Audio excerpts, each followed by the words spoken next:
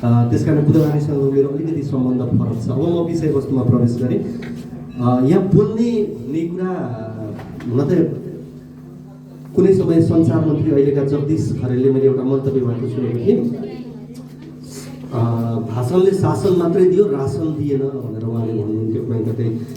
र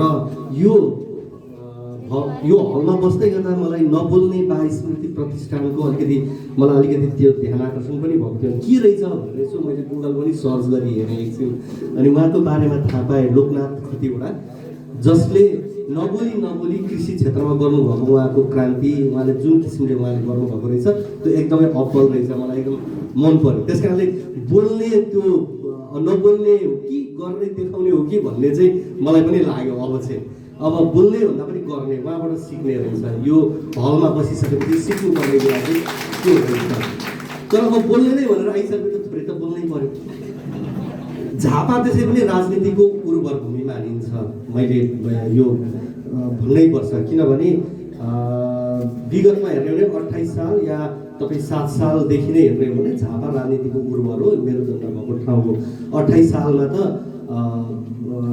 यहाँका खेत गरामा रगत सिन्चित भए, टाउकोहरू माटोमा परे, मल भए। त्यस कारणले पनि सायद राजनीति उर्वर भनेको पनि हुनसक्छ यो ठाउँ थियो। 28 सालमा वर्ग शत्रुलाई मास्ने भन्ने कुराहरू भयो, दुश्मनलाई मार्ने भन्ने अभियान चल्यो। जसले वर्ग दुश्मनलाई मारे तिनै व्यक्ति तरफपछि गएर वर्ग दुश्मन भयो, उनी नै सामन्ती भए। सामन्तीको नाश गर्छु भनेर आएका व्यक्ति नै सामन्ती भए। र 28 सालमा जसले नरसंहार मचाए त्यही व्यक्तिले 82 सालमा गएर नरसंहार मचाए। यो समानता हेर्नुहोस्। सम्भवतः त्यो 28 सालमा मान्छे मारिएको थियो, मानवताको नजरबाट हेरिएको थियो र कारबाही भएको थियो, त्यसलाई राजनीतिक मुद्दा नबनाइएको थियो भने 82 सालमा त्यो घटना घट्दैन थियो। हाम्रा भाइ बहिनीहरूले मर्नु पर्दैन थियो। सबभन्दा ठुलो कुरो भनेको राजनीतिमा अपराध हुन्छन्, त्यो हामी विश्वमै हुन्छ। राजनीतिमा सानातिना अपराध हुन्छन्, अपराधीकरण राजनीतिभित्र अपराध हुन्छ। तर अपराधलाई जब राजनीतिकरण गरिन्छ त्यो चाहिँ बहुत डेन्जर हुन्छ। कसैले गरेको अपराधलाई राजनीतिकरण गर्न थाल्यो भने त्यो डेन्जर हुन्छ। त्यो भनेको नेपालको इतिहासमा ठ्याक्कै हेर्नुहुन्छ भने 28 सालबाट सुरु भएको। झापाकाण्ड जति बेला भयो त्यो अपराध थियो, तर त्यो अपराधलाई राजनीतिकरण गरियो। त्यसपछि पटक पटक अपराधलाई राजनीतिकरण गरियो। त्यस कारणले गर्दाखेरि 82 सालको घटना भएको, त्यो घटनालाई पनि आजको दिनमा आएर राजनीतिकरण गर्न खोज्दैछ। त्यो हुन सक्दैन।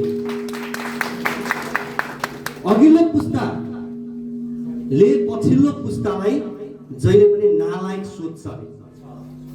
अघिल्लो पुस्ताले, किनभने हजुरबाले बुवालाई जहिले पनि नालायक सोध्थे। बुवाले हामीलाई नालायक सोच्नुभयो, हामीले पनि आफ्नो छोरालाई यसले कम जानेको छ भनेरै सोध्छौँ हामी। त्यो नालायक भनेको कम जानेको भनेर भनेको मैले यहाँ। तर यो पुस्तान्तरको कुरा मात्रै हो।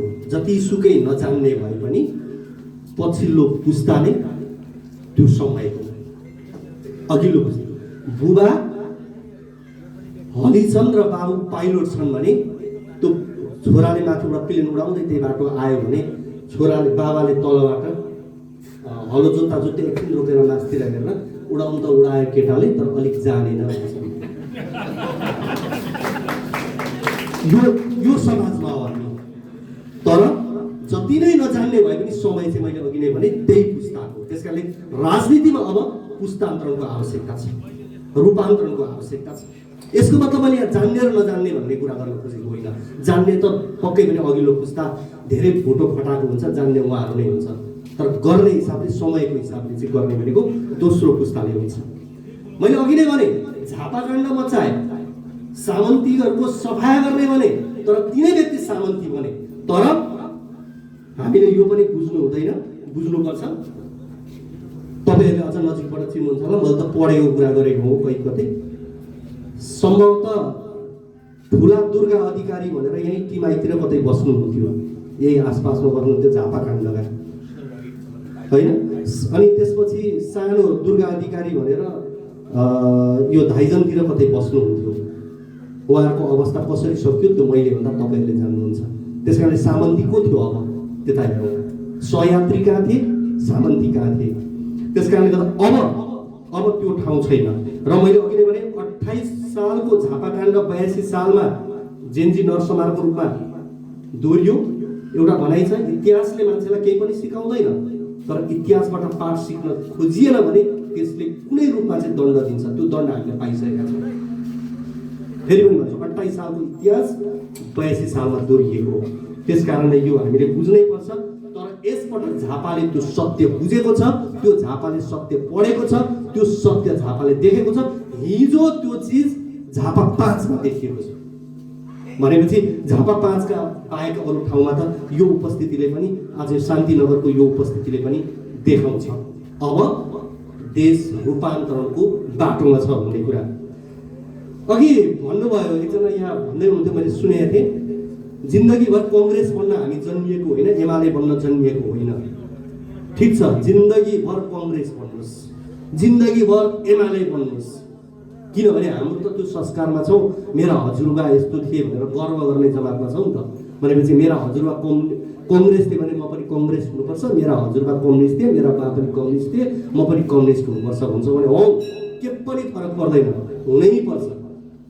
तर पार्टी जुनसुकै भए पनि भोट चाहिँ घन्टीमा दिउँ।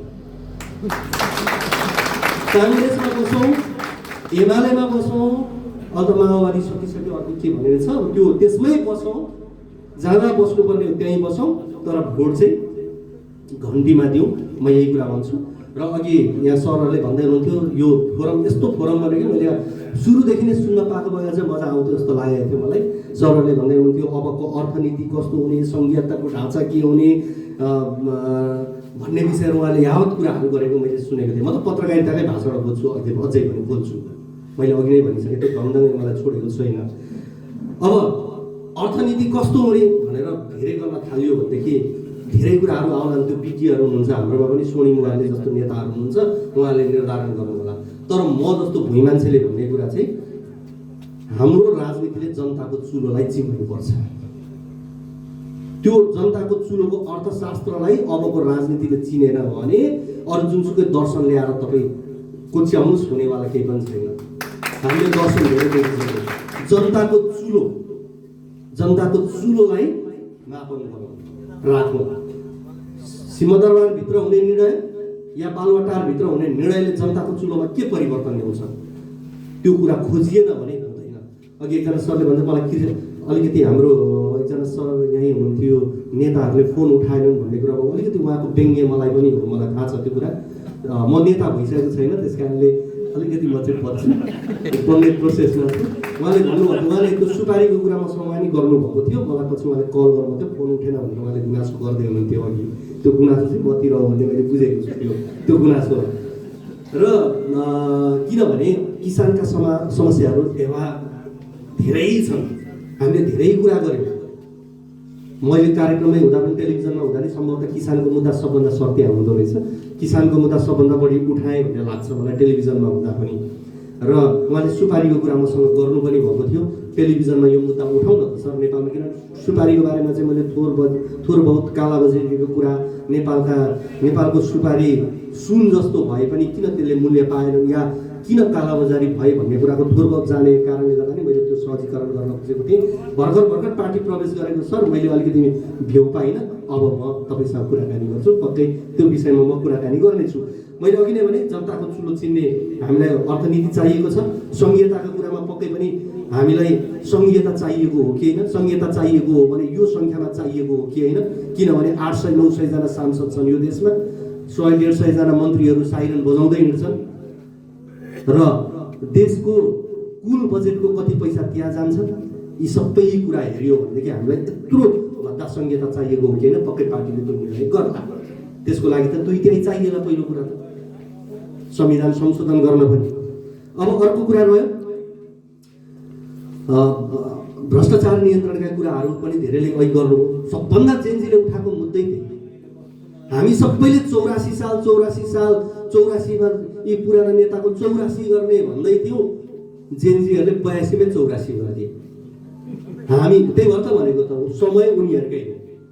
जति नै नालायक भए पनि 82 सालमा उनीहरूले गर्दै र उनीहरूको मुद्दा पनि भ्रष्टाचारै हो, भ्रष्टाचार विरुद्धै हो। त्यसकारणले यसमा हामी सचेत हुनैपर्छ।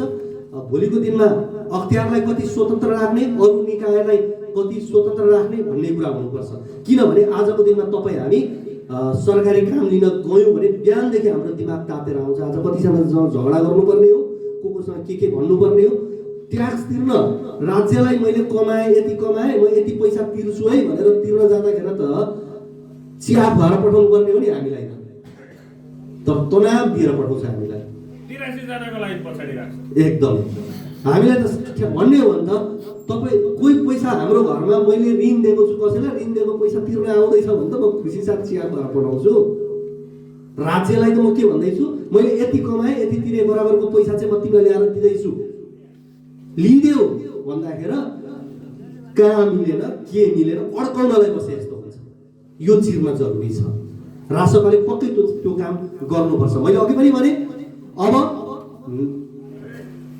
यति बेला हेर्ने भने कङ्ग्रेसको सबैभन्दा ठुलो दुश्मन रासपा, एमालेको सबैभन्दा ठुलो दुश्मन रासपा, ठुला मिडियाको सबैभन्दा ठुलो दुश्मन रासपा।